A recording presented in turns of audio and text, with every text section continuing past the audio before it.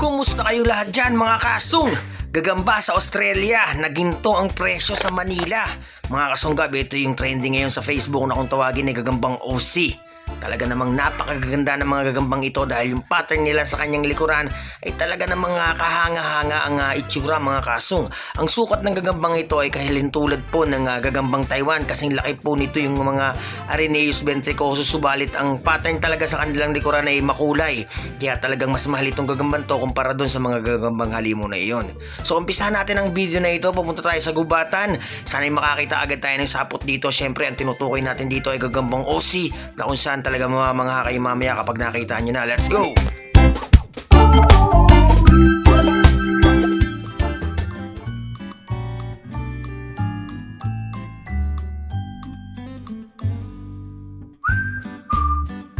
Napakagandang lugar po nito mga kasong, napakagandang spot para paghanapan ng mga gagambang halimaw.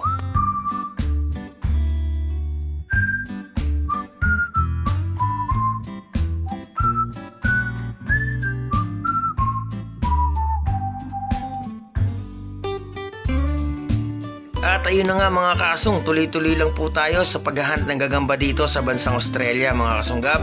At mukhang nahihirapan tayo dito dahil mukhang kauulan lang, hindi po masyadong kumikislap yung mga sapot para madali nating makita. Mga kasong, ang video ito nga pala ay galing kay Gagambyu Spider Bushwalk Lookout mga kasunggab. So ayun, mukhang sapot na ang ating nakita, matibay po ang isang ito. So ang gagawin natin ay susundan natin ang sapot na yan hanggang sa dulo, dun sa hangganan ng sapot at panigurado nandun yung gagambang hinahanap natin.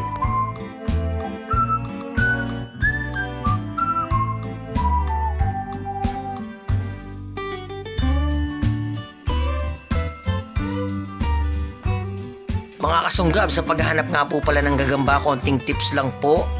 Kung susundan po natin ang sapot ay kailangan pong maingat tayo dahil once na maputol po natin ang sapot dito ay mahihirapan na po nating sundan yung pinagtataguan ng gagamba, lalo na't mga kasong ganyan na napakagubat at masukal. Naku po, pag naputol talagang tayo na po ang mag-a-adjust para makita lamang ang gagamba.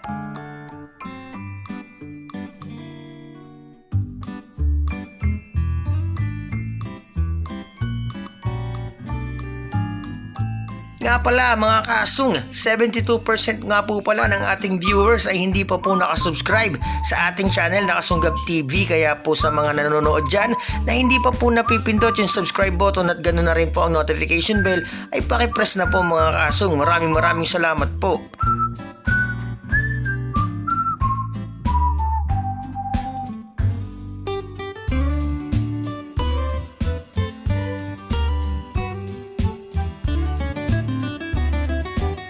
Dire-diretso lang tayo mga kasong sa pagsunson dun sa sapot na nakita natin kanina. At ito, medyo masukal ang lugar, pero sana madali nating makita yung gagambang nagtatago dito. Ayan, dire-diretso lang at sigurado sa dulo ng sapot na ito ay doon nagtatago yung hinahanap nating gagamba.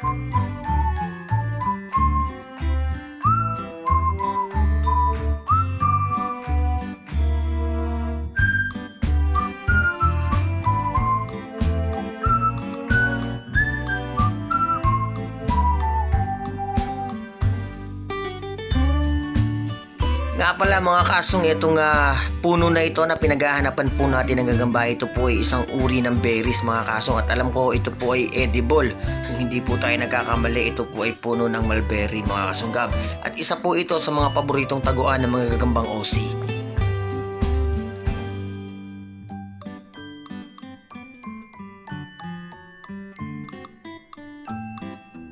Nakita niyo ba yun mga kasong, kung pilitin ni Gagambyu Bushwalk Lookout yung sapot ng gagamba ay hindi po basta-basta napuputol, at panigurado mga kasong isa pong halimo na gagamba ang nag-aantay sa atin dito.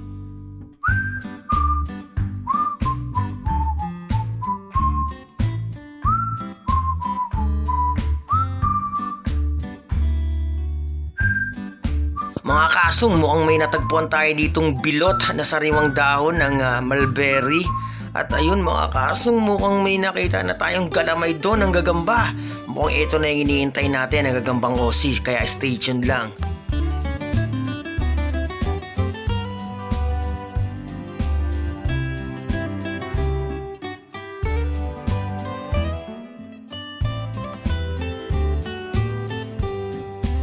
Sa mga puntong to mga kasong medyo madilim pa dun sa loob ng dahon kaya hindi pa natin na ma-determine kung gagambang OC nga ba itong gagamba na nagtatago dito hanggat hindi pa nakakalabas.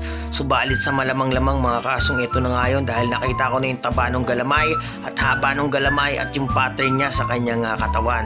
Kaya dyan lang kayo, maya-maya malalaman nyo na rin to.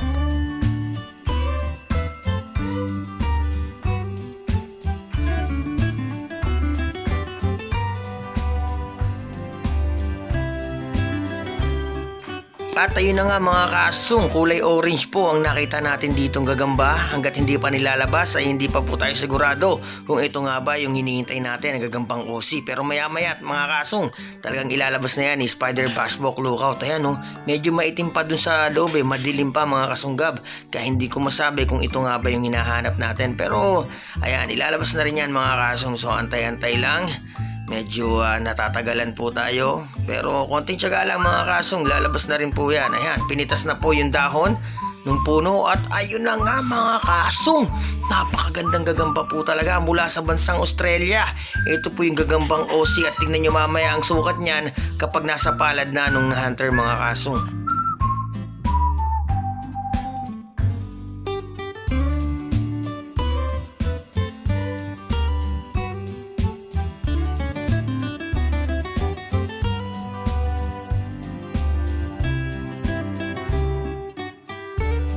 Titigan yung maigi mga kasong at subukan yung ikumpara ito sa gagambang Taiwan. Talagang ang ganda po ng kulay ng mga gagambang OC. Para po silang mga pan-derby na talagang 10 times po yung inilaki. Napakahaba. Siguro kung ilalaban po natin ito sa Samon, dudurugin lang po nito ang gagambang Samon. Maski yung gagambang Taiwan, palagay ko delikado rin po dito at panigurado rin yung mga gagambang pan-derby. Baka isang kaagatan lang mga kasong may kalagyan na agad. Ang ganda ng kulay nito. Tingnan niyo yung loob ng kanyang galamay, may pagka-violet pa mga kasong. At ang pagkabalbon talaga namang nakakatakot ang mga ganitong klaseng gagamba.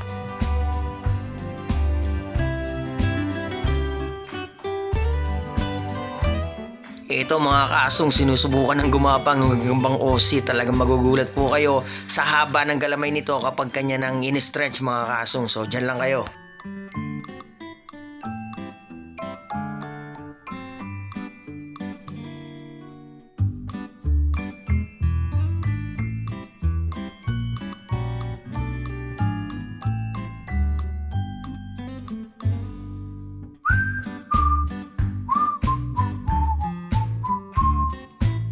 At ayun na nga mga kasunggab, bumuka na yung kanyang galamay. So bahala na kayong tumantya kung ilang inch po ang haba ng galamay ng gagambang ito. Grabe, tignan nyo naman yung daliri po mga kasong, napakalaking gagamba.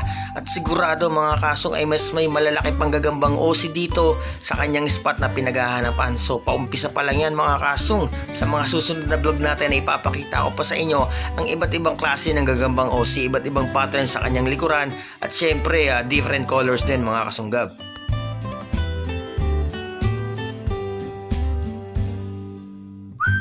So paano mga kasong, hanggang dito na lang muna ang ating vlog for today. Sana po ay nag-enjoy kayo at talagang kahit ako ay namangha sa itsura ng gagambang ito.